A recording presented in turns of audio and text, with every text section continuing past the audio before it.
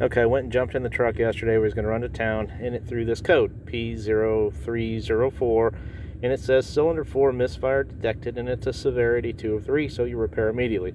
So I start the truck up, and of course the engine light is flashing rather than steady tone. So what does that mean? Well, let's go look and see if we can figure out what's going on. Okay, so I pull the engine cover off, get down underneath here, and down in there I see some acorns and whatnot. And then I come over to this side, and I see this. The wire right there is all chewed up, and that is the plug to injector number 4. So that's got to be replaced. I'm going to go ahead and run down to the parts store, pick up the loom that goes to that, and document it on a regular video on how to fix it. See you soon.